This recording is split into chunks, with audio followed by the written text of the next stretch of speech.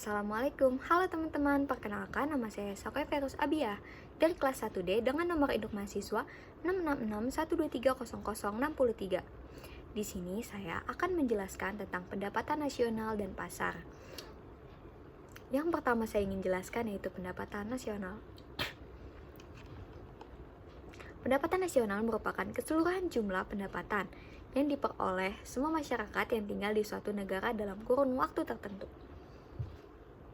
Yang selanjutnya terdapat faktor yang mempengaruhi pendapatan nasional, yaitu ketersediaan modal, kualitas SDM, dan keadaan SDA. Selanjutnya terdapat 3 metode perhitungan yang dapat dilakukan, yaitu metode produksi, metode pendapatan, dan metode pengeluaran. Nah, di sini terdapat contoh soal untuk menghitung pendapatan nasional menggunakan metode produksi. Diketahui negara A memiliki data harga barang dan nilai produksi sebagai berikut. Kapas 150.000 dengan jumlah produksi 1.500, benang dengan harga 170.000 dengan jumlah produksi 1.500, kain dengan harga 200.000 dengan jumlah produksi 1.500, dan pakaian yang dijual ke pasar dengan harga 300.000 dengan jumlah produksi 1.500. Yang ditanyakan, hitunglah jumlah pendapatan negara A. Nah, di sini terdapat tabel yang menjelaskan jenis barang, harga, nilai tambah P, jumlah barang Q, dan pendapatan atau Y. Nah, kapas memiliki harga 150.000 dengan nilai tambah P 150.000 dengan jumlah barang 1.500. 1.500 dikali 150.000 menghasilkan 225 juta. Selanjutnya ada benang. Benang dengan harga 170.000 dengan nilai tambah P 20.000. 20.000 ini dihasilkan dari 170.000 dikurang 150.000 di harga benang dan kapas. Nah, dengan jumlah barang Q 1.500 juga. 1.500 dikali 20.000 menghasilkan Y yaitu 30 juta. Selanjutnya ada kain. Kain dengan harga 200.000 dengan nilai tambah P 30.000 yang dihasilkan dari 200.000 dikurang 170.000 dengan jumlah barang Q 1.500 menghasilkan Y yaitu 45 juta. Yang terakhir ada pakaian yang dijual di pasar dengan harga 300.000 dengan nilai tambah P 100.000 yaitu 300.000 dikurang 200 dengan jumlah barang Q 1.500 dan pendapatan atau Y yaitu 75 juta. Dengan jumlah harga yaitu 820.000, nilai tambah P yaitu 300.000, dan jumlah barang atau Q yaitu 6.000, dan jumlah dari pendapatan atau Y yaitu 375 juta. Y sama dengan 375 juta, maka pendapatan nasional negara A adalah sebesar 375 juta. Selanjutnya terdapat 6 komponen. Komponen pertama yaitu GDP. GDP merupakan jumlah seluruh produk barang dan jasa yang dihasilkan warga di suatu negara, baik warga negara itu sendiri maupun warga asing dalam waktu 1 tahun. Yang kedua itu ada GNP. GNP merupakan jumlah seluruh produk barang dan jasa yang dihasilkan warga negara dimanapun berada dalam waktu 1 tahun. Yang ketiga ada NNP. NNP merupakan hasil produksi yang dihasilkan oleh suatu negara setelah dikurangi penyusutan modal. Yang keempat ada NNI. NNI merupakan produk nasional bersih atau pendapatan nasional yang hanya memperhitungkan perolehan laba. Yang kelima ada PI. PI merupakan jumlah pendapatan yang diterima orang dalam masyarakat, termasuk pendapatan yang diperoleh tanpa melakukan kegiatan apapun. Selanjutnya ada DI. DI merupakan pendapatan yang benar-benar diterima oleh masyarakat dan siap untuk dibelanjakan. Nah, di sini terdapat contoh soal.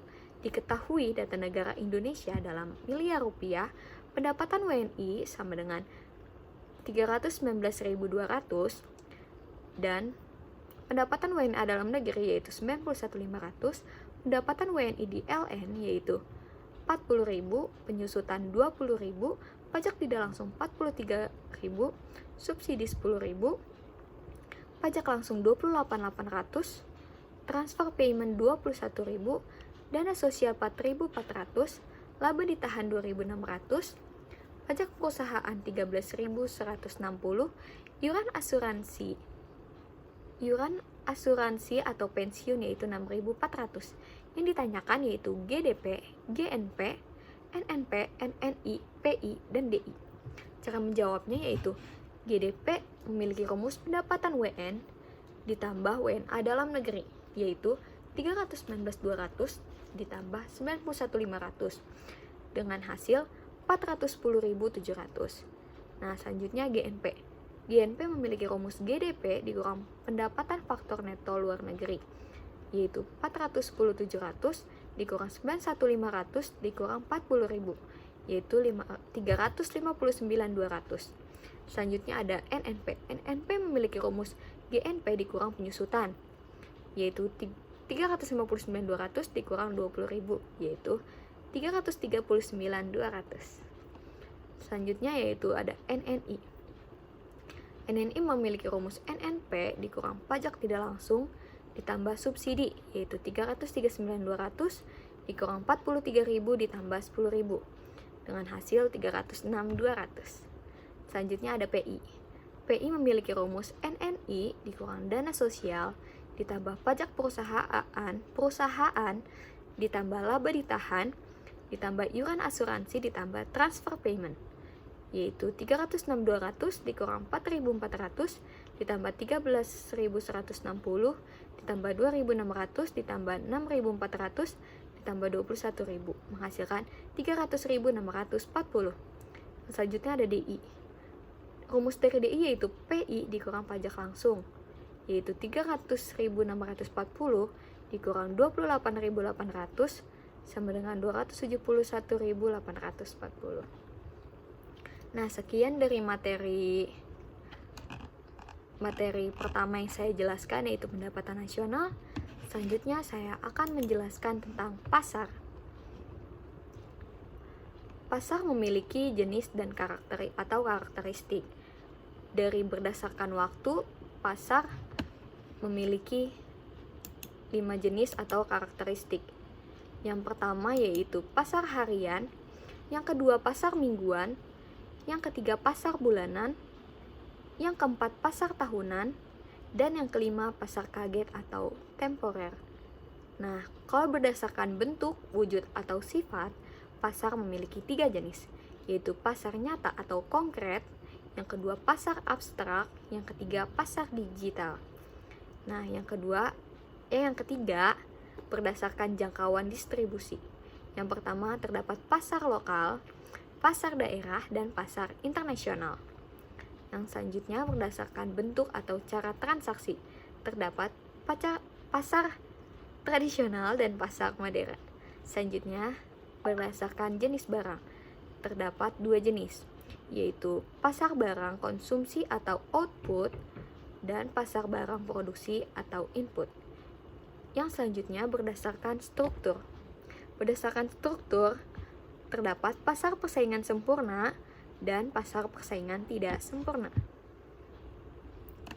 Selanjutnya terdapat karakteristik, klasifikasi, dan contohnya. Berdasarkan waktu, pasar harian seperti pasar induk dan pasar tradisional. Pasar mingguan seperti pasar Kamis, pasar Minggu, pasar Senin, seperti itu. Pasar bulanan seperti pasar Batu Aki, pasar pameran batik, kayak gitu. Dan pasar tahunan seperti PRJ, pasar malam Sekaten di Surakarta dan Yogyakarta. Nah, kalau berdasarkan wujud dan sifatnya, ada pasar nyata atau konkret seperti pasar tradisional atau pasar modern. Ada pasar abstrak, yaitu pasar modal, pasar saham, pasar valuta asing, dan pasar digital, yaitu Shopee, Tokopedia, TikTok Shop, Blibli.com, dan Bukalapak. Dan selanjutnya itu ada berdasarkan jangkauan atau distribusi. Yang pertama ada pasar lokal. Pasar lokal itu seperti pasar terapung di Kalimantan, dan pasar daerah atau regional seperti pasar Kelewar di Solok, pasar Beringharjo gitu. Dan pasar nasional yaitu pasar Tanah Abang di Jakarta. Dan pasar internasional, pasar kopi di Sao Paulo, Brazil. Dan pasar permata di Belanda. Selanjutnya berdasarkan jenis barang. pasar barang konsumsi atau output, yaitu ada pasar barang, pasar sayur, pasar buah. Selanjutnya pasar barang produksi atau input. Ada pasar tenaga kerja, pasar modal, pasar bibit, pasar mesin-mesin produksi, seperti itu. Selanjutnya berdasarkan bentuk atau cara transaksinya. Ada pasar tradisional dan pasar modern. Kalau pasar tradisional contohnya itu pasar induk, pasar buah, pasar sayur, seperti itu. Pasar modern kayak supermarket, departemen store, minimarket seperti Indomart, Alfa gitu. Selanjutnya berdasarkan struktur. Ada 2 jenis juga, pasar persaingan sempurna dan pasar persaingan tidak sempurna. Yaitu kalau pasar persaingan sempurna seperti harga produk ditentukan oleh mekanisme pasar, beras, pasar sayur, pasar buah. Kalau persaingan tidak sempurna tuh harga pokok ditentukan langsung oleh produsen, seperti pasar oligopoli, monopoli, dan monopolistik. Selanjutnya tuh ada contoh-contohnya nih. Ada pasar buah. Pasar buah tuh termasuk pasar persaingan sempurna. Terus ada PLN. PLN itu tuh pasar monopoli.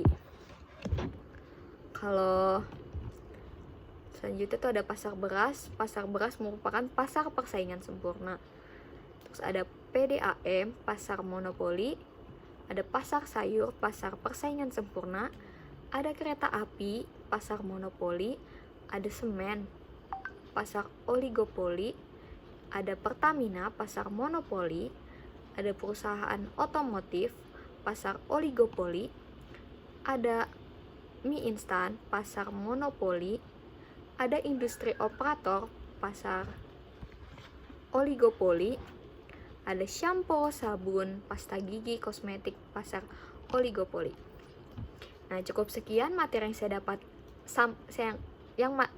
cukup sekian materi yang dapat saya sampaikan.